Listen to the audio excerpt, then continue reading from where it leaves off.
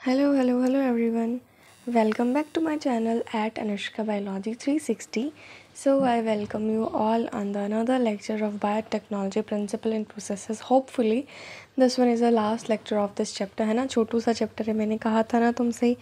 चलो तो फिर हम ज़्यादा बात नहीं करेंगे, हम सीधा काम पे आते हैं। देखो कल हमने क्या पढ़ रहे थे, हम लोग पढ़ रहे थे कि वेक्टर में किस किस चीज़ों की ज़रूरत हम लोगों को होती है अगर हमें रिकॉम्बिनेंट डीएनए एंड ऑल बनाने हैं तो।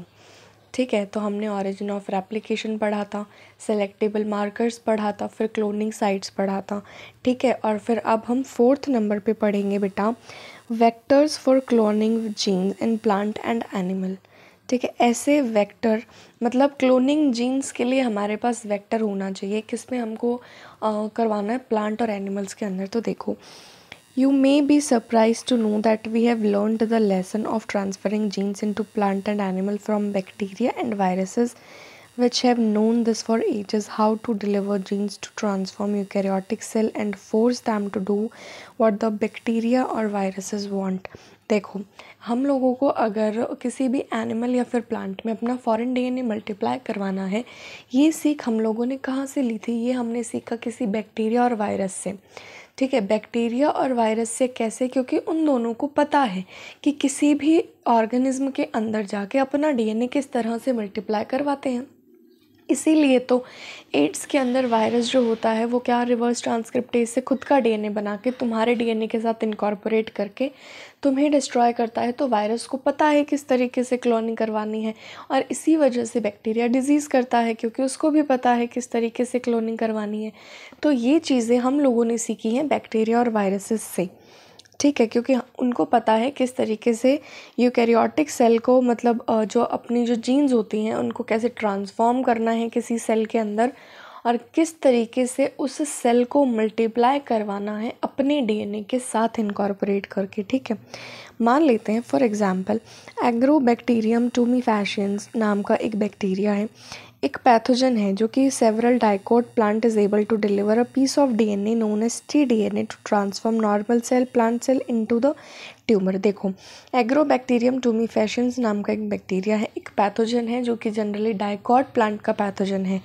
ठीक है, वो इस बैक्टीरिया के पास ये एबिलिटी है कि वो अपना एक पीस ऑफ डीएनए जिसको हम लोग टीडीएनए नाम देते हैं, उस पर्टिकुलर पीस ऑफ डीएनए को नाम दिया है टीडीएनए, उस टीडीएनए को ये डिलीवर कर सकता है और ये ट्रांसफॉर्म कर सकता है नॉर्मल सेल को एक ट्यूमरस सेल के अंदर। मतलब ये नॉर्मल सेल को कन्वर्ट कर सकता है एक ट्यूमर के अंदर, तो इसके पास ये एबिलिटी है।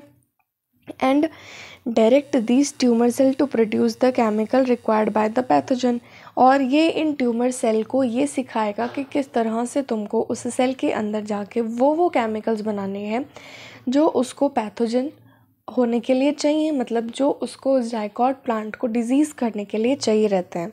ठीक है, तो सिमिलरली अब हमारे पास रिट्रोवायरसेस होते हैं एनिमल्स के अंदर, उनके पास ये एबिलिटी होती है कि वो नॉर्मल सेल को कैंसरस सेल में ट्रांसफॉर्म कर सकते हैं। Better understanding of the art of delivering genes by pathogen in their eukaryotic host has generated knowledge to transform these tools of pathogen into useful vector for delivering genes of interest to humans. तो इसी तरह से हम लोगों ने क्या करा, हम लोगों ने इन रिट्रोवायरसेस का, हम लोगों ने एग्रोबैक्टीरियम टूमीफैशियंस का, उनके पैथोजेनिसिटी से हटकर हम लोगों ने उनका यूज़ देखा कि अगर ये वाला ऑर्गेनिज्म वेक्टर की तरह काम कर पा रहा है, मतलब अगर ये वाला ऑर्गेनिज्म के पास एबिलिटी है कि वो क्लोनिंग करवा सके, तो हम लोग उसको वेक्टर की तरह यूज़ क्यों ना करें और किस तरह से करें।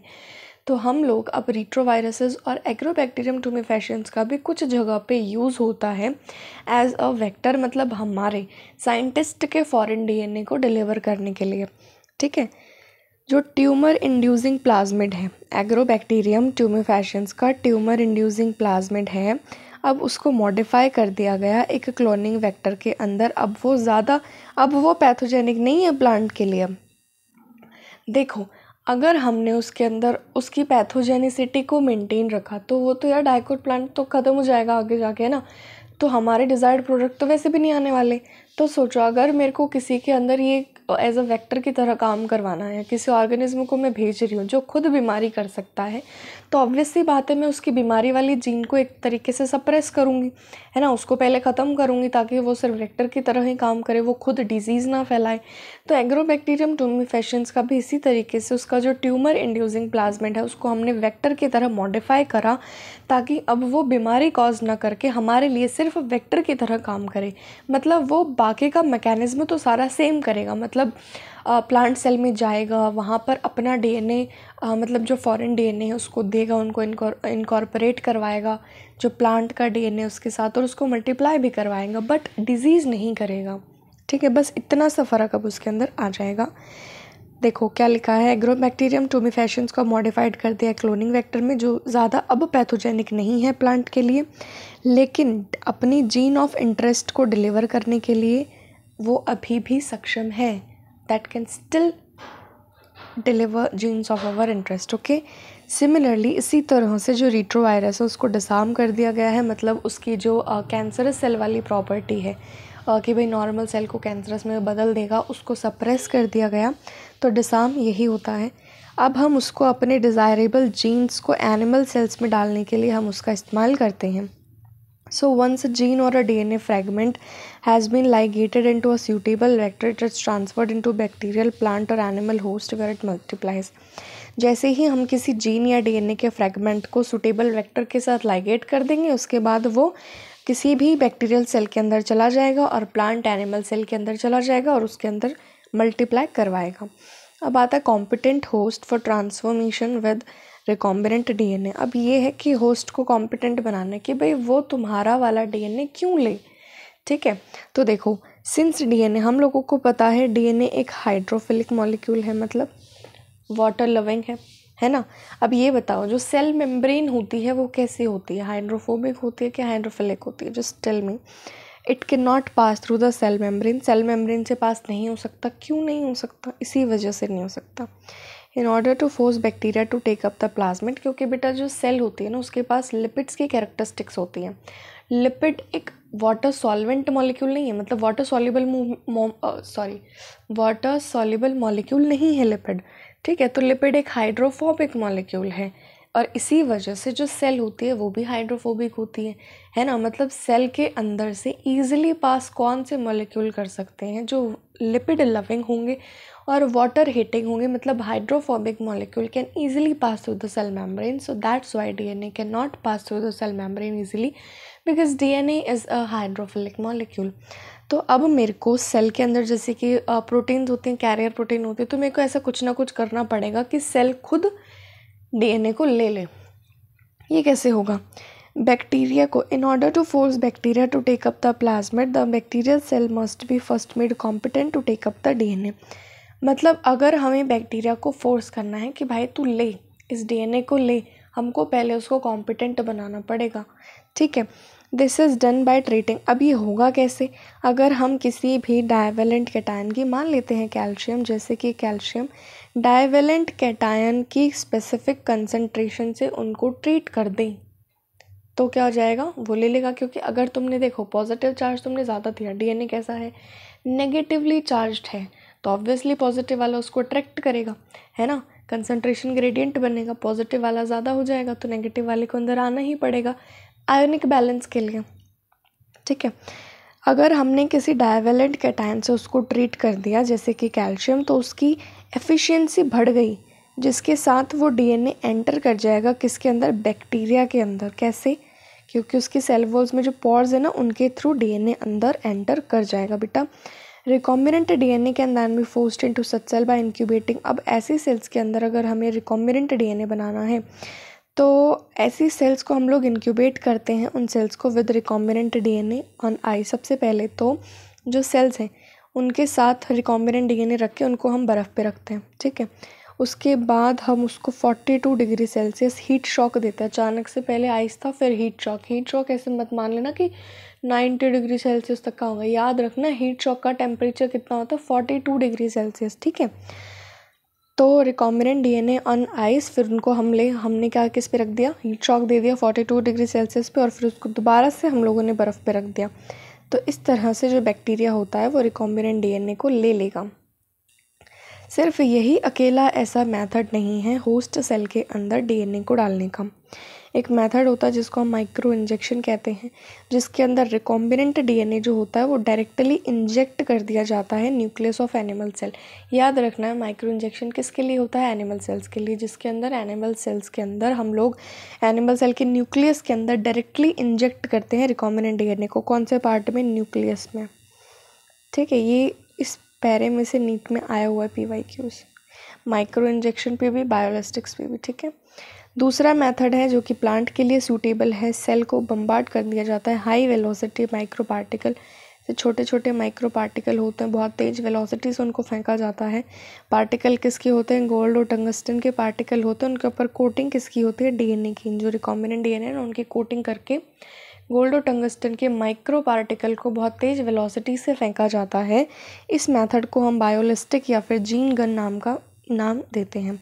एंड द लास्ट मेथड दूसरा है disarmed pathogen vector which when allowed to infect the cell transfer the recombinant. ये अभी पीछे पढ़ा ही अपन ने, सेम वही एग्रोबैक्टीरियम टूमेफैशियंस और रिट्रोवायरसेस वाला। हम पहले उन पैथोजेनिक वेक्टर्स को क्या करेंगे, बैक्टीरिया या वायरस है उनको डिसआर्म करेंगे, फिर उनको हमारा फॉरेन डीएनए दे के एज अ वेक्टर हम उनको यूज़ करेंगे। Now that we have learned about the tools, अब हम लोगों ने पढ़ लिया कि कंस्ट्रक्टिंग मतलब रिकॉम्बिनेंट डीएनए बनाने के लिए किन किन टूल्स की ज़रूरत होती है। अब हम आगे थोड़े बहुत प्रोसेसेस और पढ़ेंगे। अब देखो processes of recombinant DNA technology. Recombinant DNA technology के अंदर कुछ सेवरल स्टेप्स होते हैं स्पेसिफिक सीक्वेंस के अंदर। देखो, मैं अगर तुमको पर्सनली एडवाइस दूँ, अगर तुम्हारे पास सीक्वेंस के क्वेश्चन आए, मतलब कि arrange the following order in the particular sequence, तो ABCD देगा, फिर तुमको बताना है कि A से C होता है, पहले A होता है, C होता है, B होता है, D होता है, इस तरीके से ऑप्शन होंगे। अगर मैं तुमको पर्सनली एडवाइस दूँ, अगर ये क्वेश्चन सेक्शन A में आए so you don't have any choice, तो इसको पूरा का पूरा टाइम दो, जितना तुम सोच सको सोचो। बट अगर ये सेक्शन B में आए और तुमको अगर 99% भी श्योर है बट 1% डाउट है, तो ये सवाल नहीं करके आना होता है। ठीक है, मतलब ये सवाल ऐसा होता है अगर तुमको श्योरिटी भी है ना तो भी तुम गलत कर सकते हो। मेरे साथ ऐसा बहुत हुआ है, तो मैं तो जितना चाहती हूँ ना इसको छोड़ के आ सकती हूँ। इस बार नीट में आया था इस तरीके का सवाल और शायद इसी चैप्टर का था सेक्शन B में, बट 2 ऑप्शन सही थे उसके, है ना। तो अब वो यार जब तक मतलब मेन आंसर की आते हैं, जब तक सही नहीं होता तब तक तो ऐसे धक ही रहता है कि चलो एक और गलत हो गया। हाँ, बाद में माना ठीक रहता है, बट अब तुम कुछ समझ जाओ यार, जिसके 2 आंसर सही हैं, मतलब नहीं मान रहे, गलत नहीं मान रहे, ये भी गलत नहीं है, ये भी सही है, तो इस तरीके के सवाल अगर मैं तुमको कहूँ तो तुम छोड़ के ही आना। ठीक है, सेक्शन B में हो तो, और सेक्शन A में हो तो पहले पूरा पेपर करो, लास्ट में इस क्वेश्चन को देखो, क्योंकि तुमको जितना टाइम दे सकते हो इसको तो सोचो आराम से बैठ के। ठीक है, थोड़ा लॉजिक भी लगाना होता है। सीक्वेंस कैसे हैं? सबसे पहले तो हम डीएनए को अलग करेंगे भाई, है ना। अपना जो डिज़ायर्ड डीएनए किसी ऑर्गेनिज्म में से डीएनए को आइसोलेट करेंगे। फिर fragmentation of DNA by restriction endonuclease, फिर उस इतने बड़े डीएनए को तो डालेंगे नहीं, तो उसका कुछ पार्ट लेंगे, तो रेस्ट्रिक्शन एंडोन्यूक्लियस से उसको कटवाएंगे। फिर हमारा जो डीएनए का फ्रेगमेंट है, डिज़ायर्ड डीएनए फ्रेगमेंट जो हमको मल्टीप्लाई करवाना है होस्ट में, उसको आइसोलेट करेंगे कटवा के। फिर डीएनए फ्रेगमेंट को वेक्टर के साथ जोड़ेंगे। वेक्टर वाला क्या करेगा? रिकॉम्बिनेंट डीएनए को होस्ट में ट्रांसफ़र करेगा। फिर होस्ट सेल को हमको मल्टीप्लाई करवाना है, कल्चर करवाना है एक मीडियम पे, बड़े स्केल पे।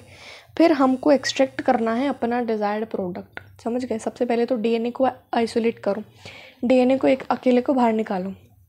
ठीक है, फिर उसके ऊपर चलाओ कैंची, रेस्ट्रिक्शन एंडोन्यूक्लियस। अब भाई तुम 2 मीटर का डीएनए तो डालने से रहे, अब जो तुमको डिज़ायर्ड डीएनए का फ्रेगमेंट है उसको अलग निकलवाओ, हमने आइसोलेट कर लिया। फिर उसको वेक्टर के साथ जोड़ो, फिर वेक्टर ट्रांसफ़र करेगा उसको होस्ट सेल में, होस्ट सेल फिर मल्टीप्लाई करेगा तो हमें डीएनए प्रोडक्ट मिलेगा, हमारा डिज़ायर्ड प्रोडक्ट मिलेगा। अब ये है आइसोलेशन ऑफ जेनेटिक मटेरियल। देखो डीएनए को हम कैसे आइसोलेट कर सकते हैं।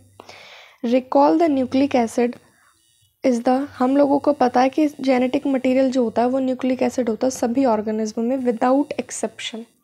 ठीक है, मेजॉरिटी ऑफ ऑर्गेनिज्म में ये डीएनए होता है। ठीक है, in order to cut the DNA with restriction enzyme it needs to be in pure form free from other macromolecule.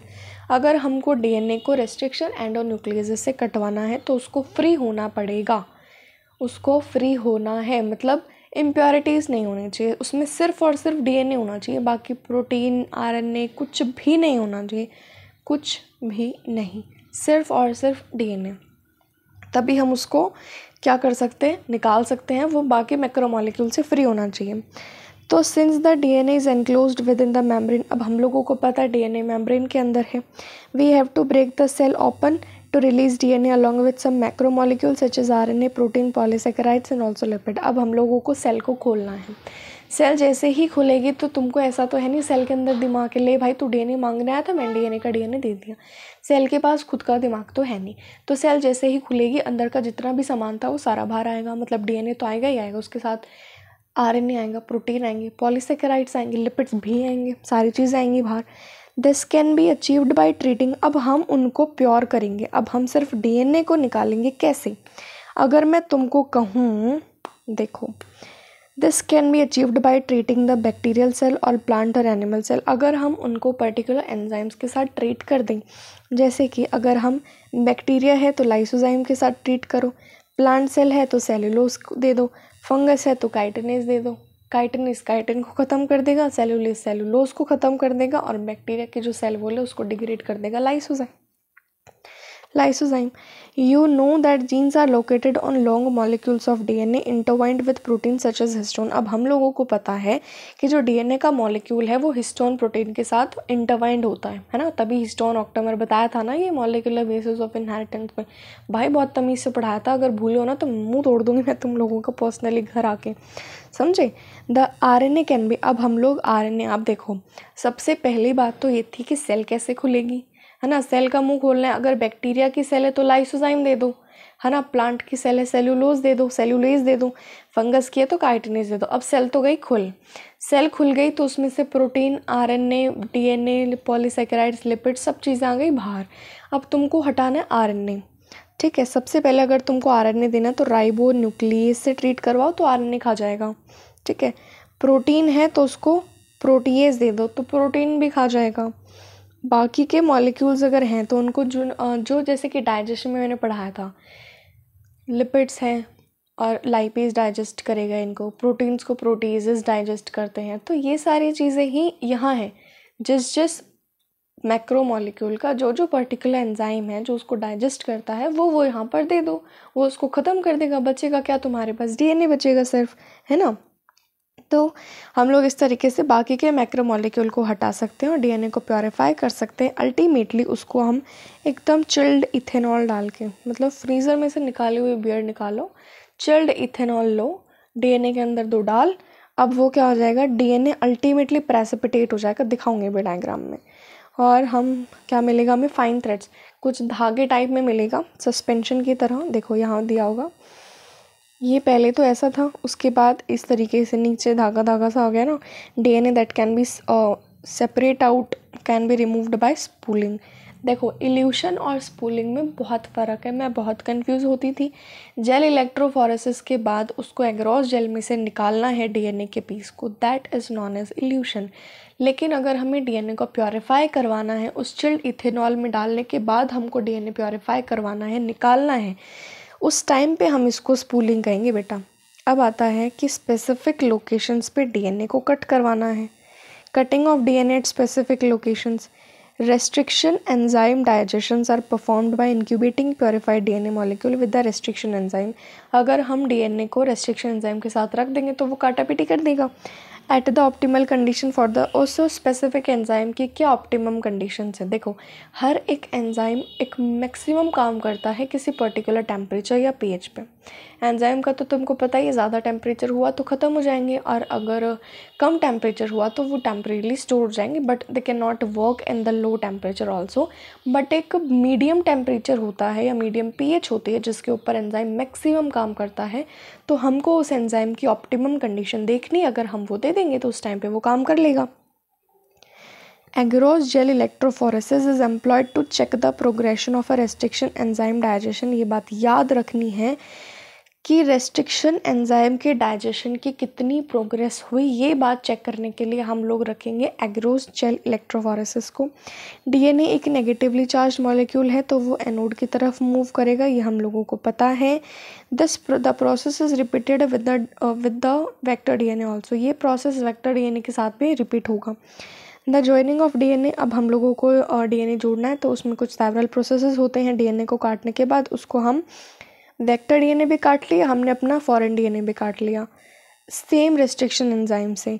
The cut out gene of interest from the source DNA and the cut vector with space. अब उन दोनों का देखो, मैंने पीछे बताया था ना कि फॉरेन डीएनए को और वेक्टर डीएनए को दोनों को सेम रेस्ट्रिक्शन एंजाइम से काटना है तो सेम टाइप के स्टिकी एंड्स प्रोड्यूस होंगे, तो उन दोनों को हम इजीली डीएनए लाइगेज के साथ जोड़ सकते हैं। यही बात यहाँ पर कही हुई है। तो this result in preparation of recombinant DNA बेटा।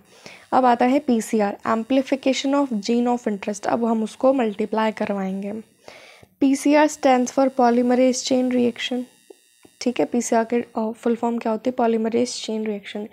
देखो, अगर मैं बताऊँ हमारी बॉडी में अगर कोई डिजीज़ है लेकिन उसका अभी हमको सिम्टम नहीं दिखने लगा है, बट तुमको लग रहा है कि भाई हाँ बीमारी है, तो पीसीआर वो फास्टेस्ट मेथड है आज की तारीख में जो सबसे जल्दी किसी भी डिज़ीज़ के बारे में बता सकता है। अगर तुमको एड्स भी है ना तो एलिजा से पहले तुमको पीसीआर बता देगा कि भाई हाँ ये बीमारी है इसको, ठीक है। मतलब पीसीआर बहुत जल्दी काम करता है और बहुत शॉर्ट टाइम पीरियड के अंदर तुमको बता सकता है कि भाई हाँ इसको ये बीमारी है, समझ गए। इसलिए हम पीसीआर को इस्तेमाल करते हैं।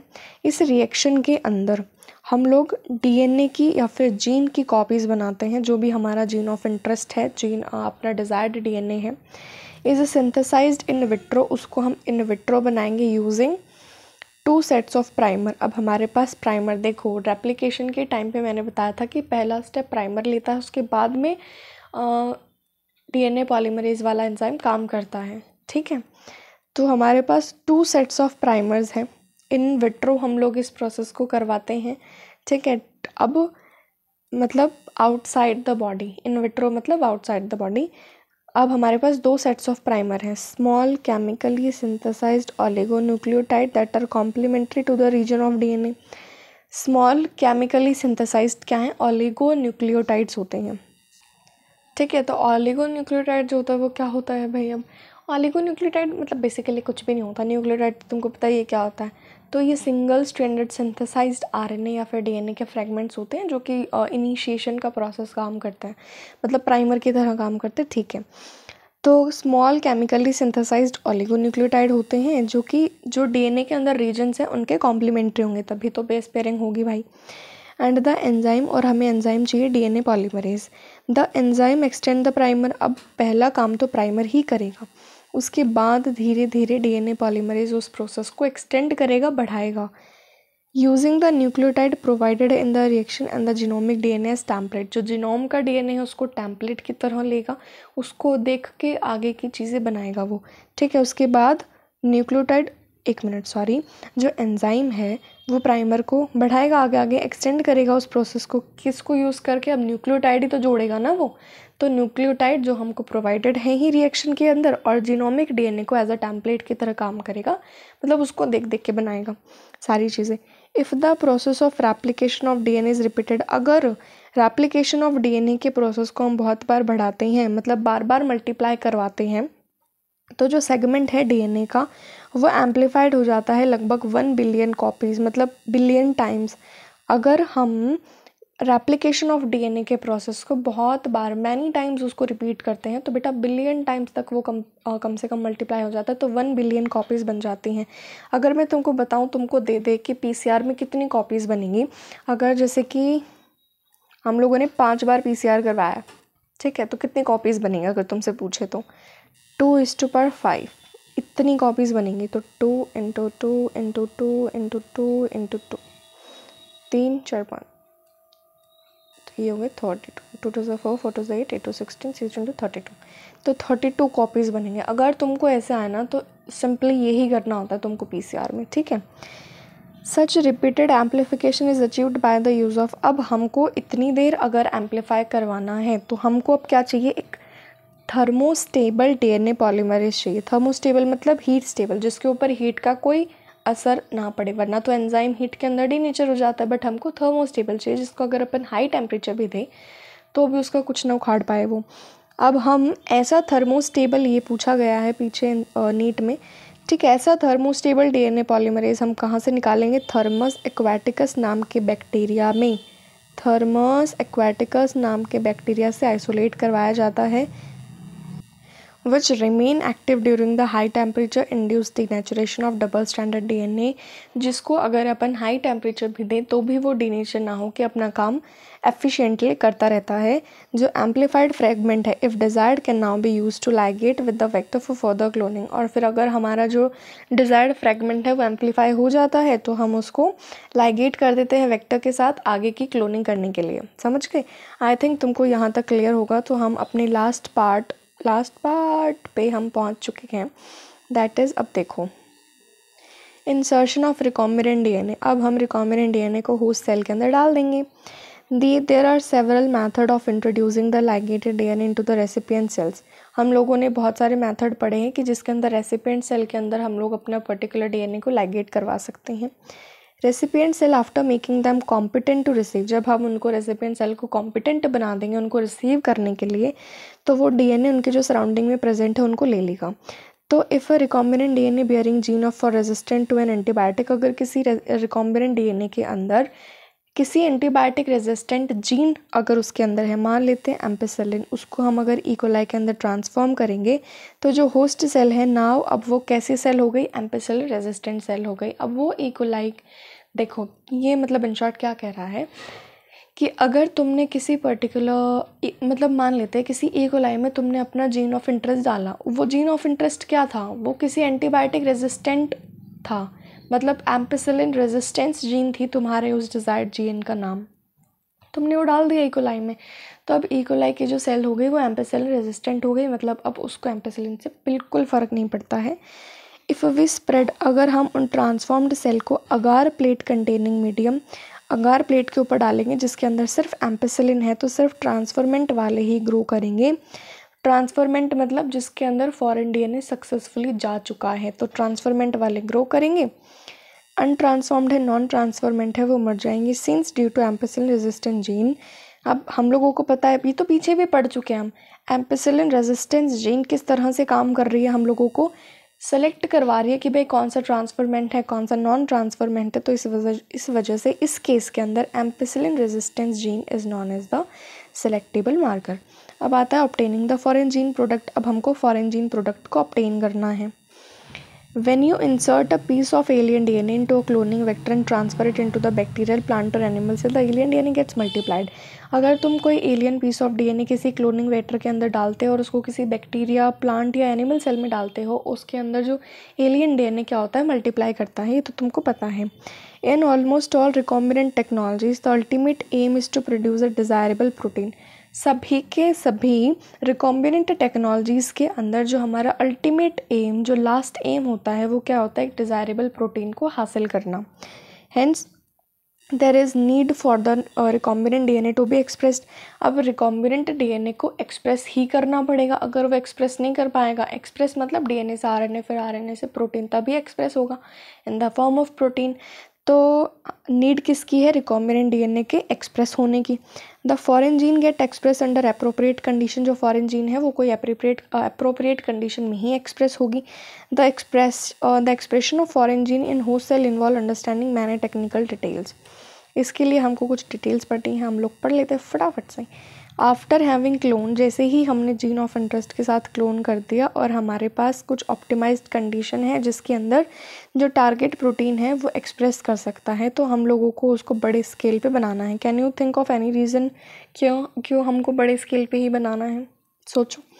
If any protein encoding gene, अगर कोई प्रोटीन है जो किसी जीन के लिए एनकोड कर रही है और वो किसी हीट्रोलोगस होस्ट के अंदर एक्सप्रेस हो रही है, उसको हम रिकॉम्बिनेंट प्रोटीन कहेंगे। ये सवाल आ चुका है और बहुत बार आता है हमारे टेस्ट सीरीज़ में, तो बेटा ये कम से कम 5-6 बार आया हुआ है। ठीक है, तो अगर मैं तुमको कहूँ, क्या कह रही थी मैं, हाँ, अगर कोई प्रोटीन है वो जीन के लिए एनकोड कर रही है और वो किसी हीट्रोलोगस होस्ट के अंदर एक्सप्रेस हो रही है, तो उसको हम रिकॉम्बिनेंट प्रोटीन का नाम देंगे। अब ये बात है कि हीट्रोलोगस होस्ट आखिर होता क्या है? तो हेटेरोलोगस होस्ट बेटा, जैसे कि हमने कोई डिज़ायर्ड प्रोडक्ट बनाया, ठीक है, वो डिज़ायर्ड प्रोडक्ट हमने बनाया अपने जीन ऑफ इंटरेस्ट उसके अंदर डाल के, बट नेचुरली उसके अंदर ऐसी जीन नहीं थी जिससे हमको हमारा प्रोडक्ट मिल सके, तभी तो हमने ये सारी आफत मोल ली। अदरवाइज़ अगर उसके अंदर नेचुरली वो जीन प्रेजेंट ही होती तो हम लोग उसको नेचुरली मल्टीप्लाई करवा के अपना डिज़ायर प्रोडक्ट निकाल लेते, बट उसके अंदर नेचुरली वो जीन नहीं थी, हम लोगों ने इंड्यूस करे, उसके बाद उसने वो डिज़ायर प्रोडक्ट दिया। इस चीज़ को हम लोग कहेंगे हेटेरोलोगस होस्ट, मतलब उसके पास पहले से ऐसा कुछ प्रेजेंट नहीं था, ठीक है। उसको हम ऐसी प्रोटीन को हम क्या कहेंगे, recombinant protein. The cell harbouring cloned genes of interest may be grown on a small scale in lab. अगर जो सेल्स हैं जिनके पास हमारा जीन ऑफ इंटरेस्ट है उसको हम छोटे स्केल पे अगर मल्टीप्लाई करवाना है तो लेबोरेटरी में ग्रो करवाओ आराम से। The cultures may be used for extracting the desired protein and then purifying it by using different separation technique। अब जो कल्चर है उसके अंदर हम लोग डिज़ायर्ड प्रोटीन को एक्सट्रैक्ट कर लेंगे और उसको प्योरीफाई कर लेंगे अलग अलग सेपरेशन टेक्निक का इस्तेमाल करके। हम लोगों के पास तो बहुत सारे सॉल्यूशंस हैं। The cell can also be multiplied, अगर हम एक कंटिन्यूस कल्चर सिस्टम ले उसके अंदर भी उसको मल्टीप्लाई करवा सकते हैं, जहाँ से जो the used medium is drained out from one side, जो यूज्ड मीडियम है उसको एक साइड से हम निकालते जाएं, जबकि एक फ्रेश मीडियम जो होता है उसको दूसरी साइड से हम लोग डालते जाएं। In their physiologically most active से तो इसी तरह से हम लोग सेल्स को मेंटेन करेंगे, उनको फिजियोलॉजिकली मोस्ट एक्टिव, जो कि लॉग फेज या एक्सपोनेंशियल फेज होता है जहाँ पर वो सबसे ज़्यादा एक्टिव होती हैं, ऐसे फेज़ के अंदर हम उन सेल्स को मेंटेन करके रख सकते हैं। इस टाइप का जो कल्चरिंग मेथड होता है वो एक बहुत बड़ा बायोमास क्रिएट करता है ताकि हमें बहुत सारा डिज़ायर्ड प्रोटीन मिल सके। Small volume culture can not yield appreciable quantities of product, अगर हमें छोटा छोटा कल्चर करवाना है तो हमें इतना एप्रिशिएबल क्वांटिटी किसी भी चीज़ का नहीं मिलेगा उस प्रोडक्ट का। अगर हमें लार्ज क्वांटिटीज़ बनानी है तो हमें डेवलप करने पड़ेंगे बायोरिएक्टर, जिनकी वॉल्यूम होती है 100 to 1000 लीटर। ये भी एक बार आया था, of culture can be processed was required. हम लोगों को 100 से 1000 लीटर तक के बड़े बड़े बायोरिएक्टर बनाने पड़ेंगे, इतना वॉल्यूम तो उनका कम से कम होना ही चाहिए। तो बायोरिएक्टर क्या होता है, bioreactor can be thought of as vessels in which raw material biologically converted into specific product. Bioreactor ऐसी वेसल्स होती हैं जिनके अंदर जो कच्चा सामान है, रॉ मटेरियल होता है, जो इनिशियल मटेरियल है, रॉ मटेरियल को हम लोग बायोलॉजिकली कन्वर्ट कर देंगे उनके स्पेसिफिक प्रोडक्ट्स के अंदर, उनके इंडिविजुअल एंजाइम्स के अंदर। किसको यूज़ करके, माइक्रोबियल प्लांट को, एनिमल को या फिर ह्यूमन सेल्स को इस्तेमाल करके। A bioreactor provides the optimal condition for achieving the desired product by providing optimum growth condition, temperature, pH, substrate, salt, vitamin, oxygen etcetera. जो बायोरिएक्टर होता है ना, वो हम लोगों को अपना प्रोडक्ट निकालने के लिए, अपना डिजायर्ड प्रोडक्ट बनाने के लिए, अचीव करने के लिए काफ़ी सारी सुविधाएँ देता है, जैसे optimum temperature, pH, substrate, salt, vitamin, oxygen. किसी भी चीज़ की हम लोगों को लोड लेने की ज़रूरत नहीं, बायोरिएक्टर खुद मेंटेन करके रखता है ये सारी चीज़ें, तो हम लोगों को इतना स्ट्रेस लेने की ज़रूरत नहीं है। कॉमनली बायोरिएक्टर होता है स्टिरिंग टाइप, मतलब बार बार रोटेट मिक्स करने वाला, जैसे कि हम लोगों को दिखाया हुआ है यहाँ पे। सिंपल स्टिर्ड टैंक बायोरिएक्टर पहला है, ए वाला जो घूम रहा है ना गोल गोल, पहला वाला ए वाला। दूसरा है sparged stirred tank bioreactor through which sterile air bubbles are sparged. देखो देखते हैं अभी इसमें, पहले कंटेंट देख लो क्या क्या दिया है डायग्राम के अंदर। देखो सबसे नीचे ही नीचे ये तो जैसे स्टेराइल एयर है, प्योर एयर बाहर निकल रही है, ये कल्चर ब्रोथ है, ये फ्लैट ब्लेडेड इम्पेलर है, ये फॉर्म ब्रेकर है, ये मोटर है ये यहाँ पे एसिड बेस और फॉर पीएच कंट्रोल के लिए होता है, ये स्टीम फॉर स्टेरिलाइजेशन, स्टीम किस लिए, ताकि प्योर रहे। फिर यहाँ पे दिया है हमको increased surface area for oxygen transfer, gas entrainment हो रहा है, यहाँ पे बबल्स भी निकलते हैं। Bubbles dramatically increase, bubbles dramatically क्या बढ़ा रहे हैं, ऑक्सीजन के लिए, increase the oxygen transfer area. अब देखो यहाँ नीचे थोड़ा सा बताया हुआ इनके बारे में। जो स्टिर्ड टैंक रिएक्टर होता है ना बेटा, वो जनरली सिलेंड्रिकल होता है, जिसका कर्व्ड बेस होता है नीचे से, तो फैसिलिटेट, ताकि क्या मतलब क्यों होता है कर्व्ड बेस, क्यों वो सिलेंड्रिकल होता है, इसी वजह से क्योंकि जो रिएक्टर कंटेंट होते हैं वो इजीली आपस में अच्छे से मिक्स हो जाएं, इसी वजह से उसका सिलेंड्रिकल या फिर कर्व्ड बेस होता है। द स्टिरर फैसिलिटेट, जो स्टिरर है मतलब जो घुमाने वाली चीज़ है, वो क्या करेगी, वो फैसिलिटेट करेंगी mixing and oxygen availability through out the bioreactor. पूरे बायोरिएक्टर के अंदर ऑक्सीजन की अवेलेबिलिटी है अच्छे से, इसको ध्यान में रखेंगे कौन, stirrers. Alternatively air can be bubble through the reactor. I am sorry for the disturbance, बाहर पता नहीं क्या चल रहा है, मुझे भी नहीं पता। ऑल्टरनेटिवली अगर मैं बताऊँ, air can be bubble through the reactor, तो जो रिएक्टर है वहाँ से एयर बबल हो जाएगी। If you look at the figure closely you will see that the bioreactor has an agitator system, an oxygen delivery system and a form control system, temperature control system, pH control system and sampling port so that small volume of the culture can be withdrawn periodically। अगर हम अच्छे से देखें तो जो bioreactor होता है उसके पास एक एजिटेटर सिस्टम होता है, और एजिटेटर मतलब मिक्स करने वाला, ठीक है। जैसे कि अगर तुम जब नींबू पानी बनाते हो तो बार बार उस मतलब पानी को घुमाते हो ना चमची से ताकि वो चीनी मिक्स हो जाए, तो that is known as agitating, ठीक है। नहीं, नींबू पानी बनाना एजिटेटिंग नहीं है, वो पर्टिकुलर काम मतलब किसी भी चीज़ को ऐसे घुमाना। ऑक्सीजन डिलीवरी सिस्टम, ताकि ऑक्सीजन बार बार डिलीवर होती रहे। फॉर्म कंट्रोल सिस्टम होता है, टेम्परेचर भी कंट्रोल कर सकते हैं, पीएच भी कंट्रोल कर सकते हैं, और ऐसे सैम्पलिंग पोर्ट्स भी होते हैं ताकि हम किसी पर्टिकुलर टाइम के बाद पीरियोडिकली हम छोटा छोटा वॉल्यूम उसमें से बाहर निकाल सकें। समझ गए। अब हमारा last paragraph, down streaming processes. Biosynthetic stage के बाद जो प्रोडक्ट होता है उसको हम कुछ सीरीज़ से गुजारते हैं, है subjected to through a series of processes before it is ready for marketing as a finished product. एक फिनिश्ड प्रोडक्ट से पहले हम उसको उसके कुछ प्रोसेसेस करते हैं, उसको कुछ सीरीज़ ऑफ प्रोसेसेस से गुजारते हैं। जो प्रोसेस होता है इंक्लूड सेपरेशन, उसको हम सेपरेट करते हैं और प्योरीफाई करते हैं, which are collectively refer to as down streaming. सिर्फ और सिर्फ सेपरेशन और प्योरीफिकेशन को क्या कहा है बेटा, डाउन स्ट्रीमिंग प्रोसेसेस कहा है। The product has to be formulated with suitable preservative, जो प्रोडक्ट है उसके अंदर हमें सूटेबल प्रिजर्वेटिव्स डालने पड़ते हैं। Such formulation has to undergo through clinical trials in case of drug. अगर हमको ड्रग्स बनाए हैं, हम लोगों ने ड्रग्स बनाए हैं, तो उसके क्लिनिकल ट्रीटमेंट मतलब क्लिनिकल ट्रायल्स भी होने चाहिए। जैसे कि आगे एप्लीकेशंस में हम लोग पढ़ेंगे कुछ ऑर्गेनिज्म, जैसे कि अगर हमें माइस मंकी वगैरह इन सब के ऊपर हम ट्रायल्स करते हैं ये दवाई वगैरह के। Strict quality control testing for each product is also required. हर एक प्रोडक्ट की स्ट्रिक्ट क्वालिटी कंट्रोल टेस्टिंग भी होती है ताकि प्रोडक्ट गलत ना बने, गलत बना है तो बाहर मार्केट में ना उतरे, जिसकी वजह से लोगों की जान खतरे में ना आए। जो डाउन स्ट्रीमिंग प्रोसेसेस होता है और जो क्वालिटी कंट्रोल टेस्टिंग होता है वो अलग प्रोडक्ट के लिए अलग अलग होता है, सबके लिए सेम हम नहीं कहेंगे। तो हमारा यहाँ पे चैप्टर का होता है दी एंड। अब अगला छोटा सा चैप्टर है, लास्ट चैप्टर है 12th का, तो मुझे कमेंट बॉक्स में बता देना कि 11th का कौन सा चैप्टर सबसे पहले शुरू करना है, ठीक है। तो bye bye, tata, God bless you.